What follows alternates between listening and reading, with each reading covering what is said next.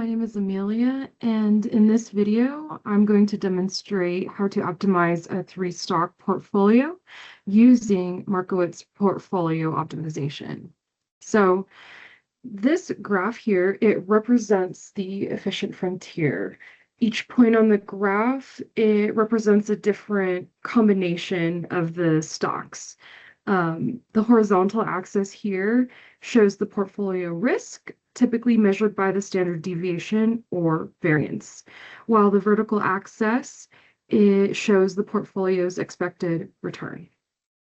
So as we move from left to right, the portfolio generally takes on more risk in exchange for potentially a higher return.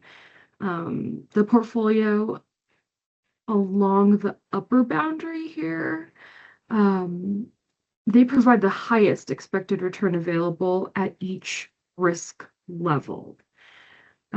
So portfolios below this boundary, they're considered inefficient, mostly because investors could potentially earn a higher return without accepting additional risk.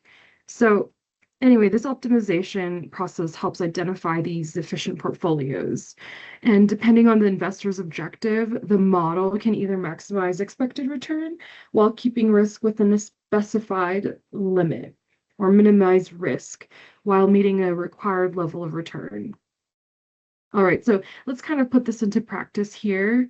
I have an Excel workbook that just kind of organizes everything into like historical returns, portfolio allocation weights, the covariance matrix calculations. And so this is the last 12 years. I didn't include 2026, but we're going to start at 2025 and then go back to 2014. And so these are the stocks that I chose. I only chose 3 as part of this model, and you could choose whatever stocks you'd like. If you have your own stocks that you have investments in, feel free to bring that into this model. And so let's start by going to Yahoo Finance. Yes. And then this left blank is in video. So we're going to go ahead and get some historical values from NVIDIA. Okay. Here we are at Yahoo Finance. And then let's go to NVIDIA.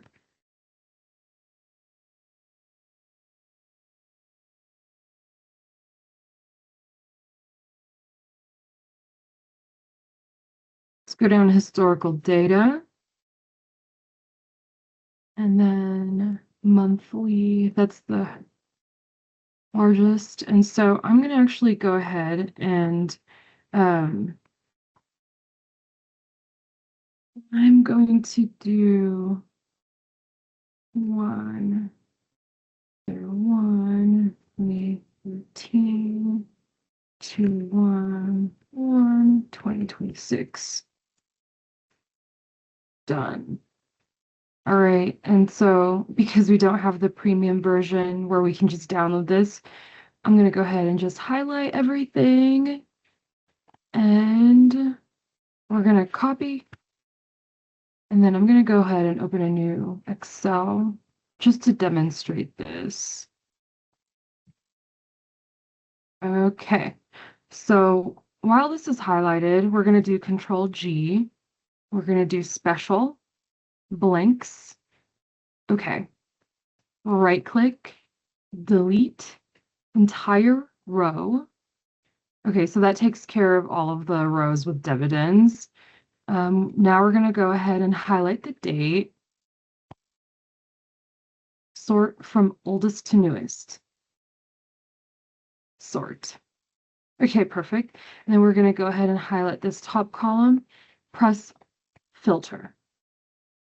Okay.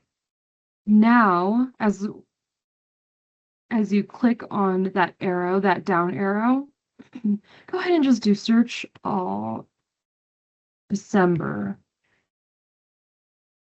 And then all of the Decembers are highlighted. We're going to press OK. Sweet. Okay, so now we're able to just isolate this to the different fiscal years. Let's calculate the return for NVIDIA. R_NVIDIA. And then here's the calculation. Let's do the adjusted close for 2014. Subtract adjusted close for the previous year. And then we're going to divide it by the previous year. Awesome. Double click this bottom right. And then I'm going to go ahead and just delete this last. And then you can see here, there's 12. So here, there's a little shortcut. And then we're going to copy this. And then we're going to go ahead into that other Excel. And then I'm going to just paste the values. Bam. And then you could see here actually that I did this already. But exactly how I showed you, that's how I did these two other stocks, okay? Perfect. So now let's kind of go through the covariance matrix here. So it is an important output because it does show how the returns of these three stocks move in relation to one another.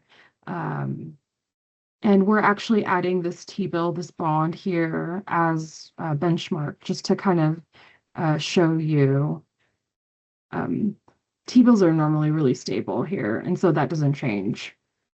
And so stocks that don't move closely together, they can provide greater diversification for your portfolio, which can also reduce your risk for your portfolio.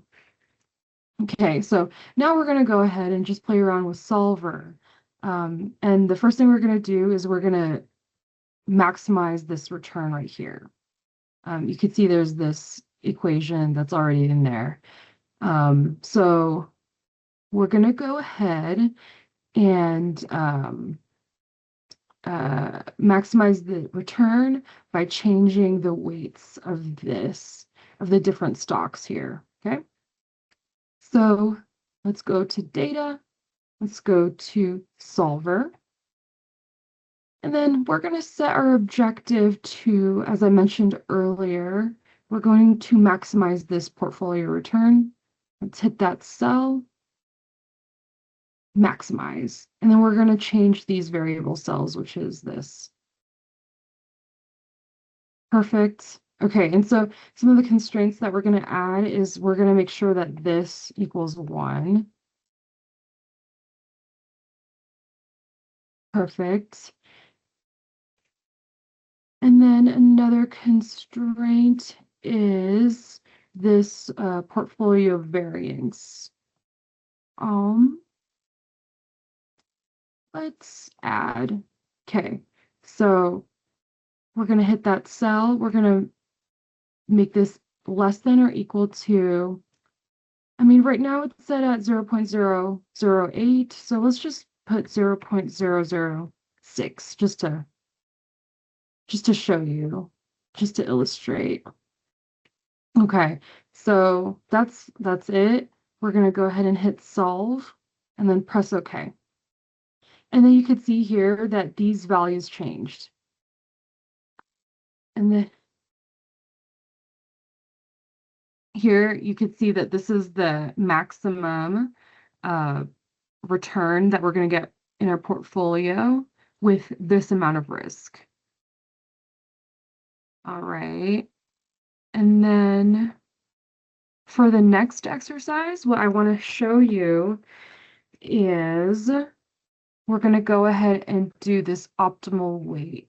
So as you can see here, we're going to maximize these returns using these variances. So I kind of did this one already. as you could see, I put the variance as less than or equal to 0.006. And so I'm going to go ahead and copy this and then paste just the values here. Okay, now let's go ahead.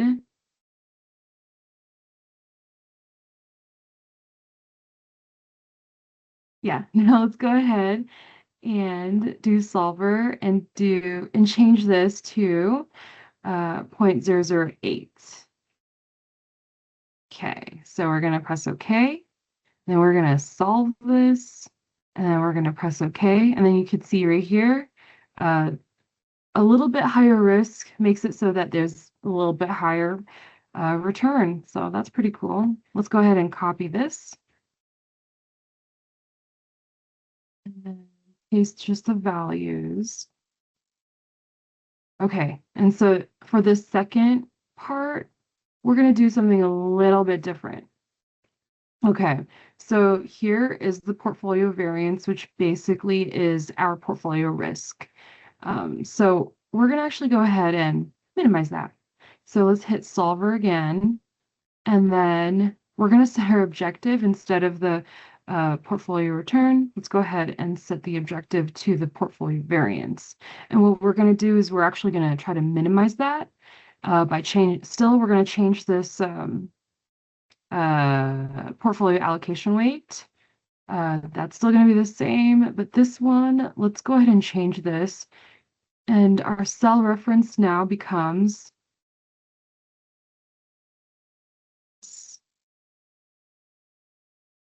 and then we're going to do greater or equal to this right here, which is 0.16.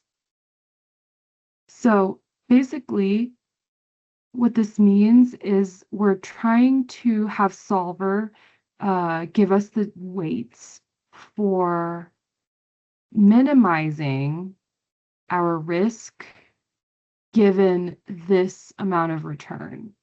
All right, so we're going to hit solve. Okay. Awesome. Look at that.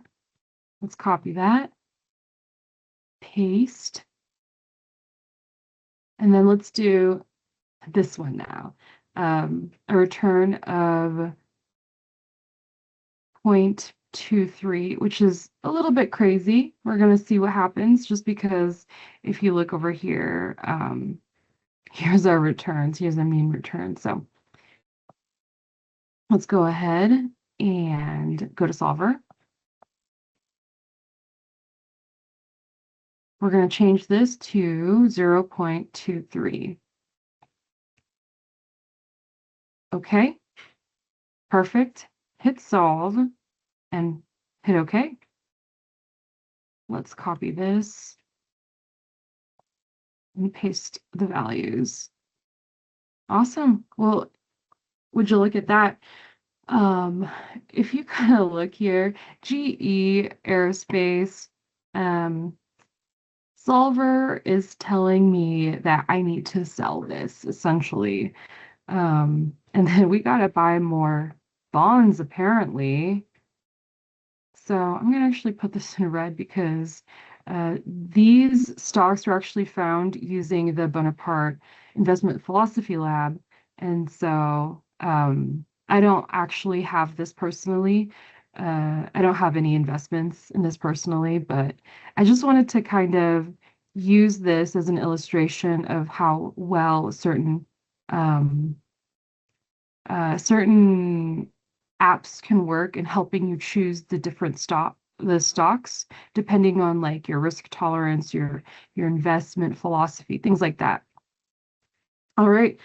So, I mean, I hope these exercises help you just kind of learn more about the Markowitz portfolio optimization. Thanks for watching. Until next time.